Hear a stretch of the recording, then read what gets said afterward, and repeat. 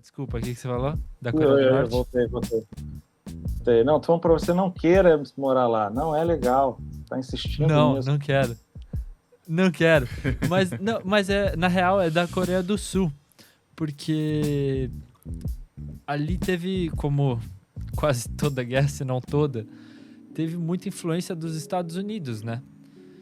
E eu queria que você compartilhasse com a gente um pouco, se você quiser, obviamente, da sua visão sobre os Estados Unidos, como ele provavelmente deve estar presente na sua vida em todos os lugares que você vai, ou em quase todos os lugares que você vai, e como que você criou a sua visão política ou pessoal sobre a influência dos Estados Unidos em todos esses lugares que você foi e nos possíveis problemas que ele traz para o mundo. É para meter o pau se você quiser. E só pra jogar mais lenha na fogueira, André, rapidinho, pra somar essa pergunta do Renato, hoje eu vi um tweet que você fez que eu achei muito bom, eu não tinha tido essa linha de raciocínio ainda, de os Estados Unidos já tá vacinando jovens, enquanto muitos outros países do mundo, a grande maioria, acredito eu, não teve acesso a doses nem pros mais idosos.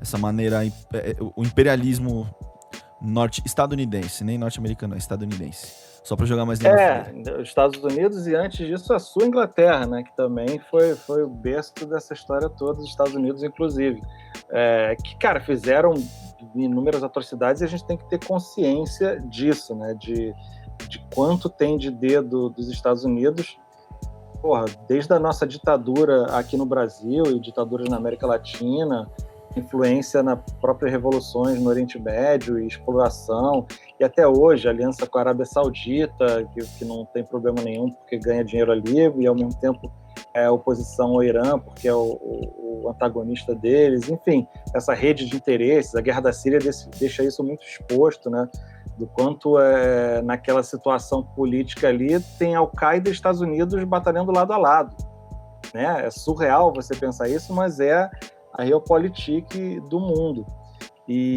Mas, ao mesmo tempo, cara, eu não sou muito anti-americano, anti-Estados Unidos, assim, porque eu sei também o quanto de benefício, de inovação, de liberdades individuais, de avanços sociais que nasceram ali naquela cultura, né? De quanto essa cultura é efervescente nos locais onde isso rola, né? E eu falei aqui antes sobre como em alguns lugares você tem esse exemplo maravilhoso, né, da diversidade, do melting pot, surgindo coisas incríveis, de avanços sensacionais da política, né, de direitos civis e tudo mais, de luta contra o racismo, mas na política externa você tem tantas coisas altamente reprováveis.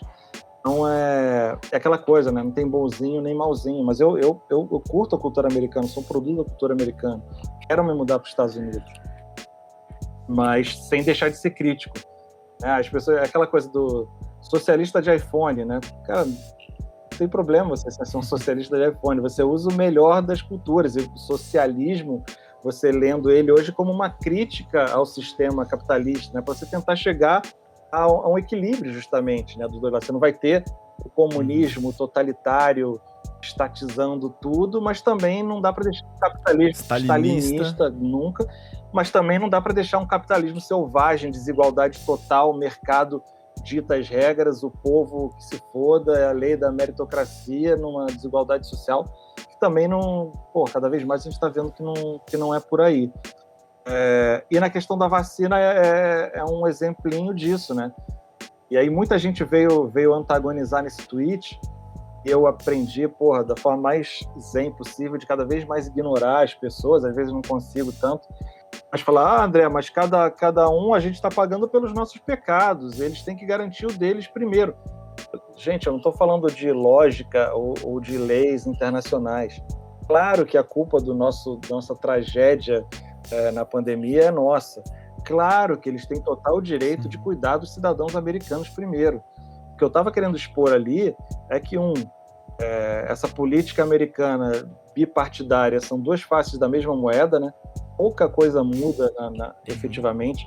Acho que para a sociedade americana, num momento, claro, que você tem um cara extremista como o Donald Trump, claro que muda pra caramba. Você não tem mais ali um cara sinalizando que é ok você ser racista, supremacista, né? Então só isso já é um um puta avanço. Você está vendo como é que estava indo para um lado extremo de teoria de conspiração. Mas numa normalidade, digamos assim, George Bush e Bill Clinton e tal, você vai ter mais ou menos duas faces da mesma moeda. Vai continuar tendo bombardeio, vai continuar tendo presença em guerra, tropa nos países do Oriente Médio. Então, isso não vai mudar muito. Mas voltando para a questão da vacina, é isso. Claro que eles têm esse direito. Mas essa falta de entender o mundo como uma coisa global, né? De entender que você deixando o Brasil, ou a Índia, ou a África à sua mercê, vai desenvolvendo novas formas do vírus, novas cepas que vão voltar para os Estados Unidos e vão ameaçar toda aquela população que já foi vacinada. E até por uma questão pragmática. É uma coisa de entender que somos todos parte de uma coisa só, sabe? Não dá essa coisa America First, esse nacionalismo, esse patriotismo tosco e cafona, não serve para ninguém, cara. A gente tem que começar a entender cada vez mais como uma coisa global, um mundo sem fronteiras que já se tornou, seja para a questão de refugiados, seja para a questão econômica, seja para a questão de uma pandemia, como a gente está vendo agora. Então, foi por ali que eu quis chegar.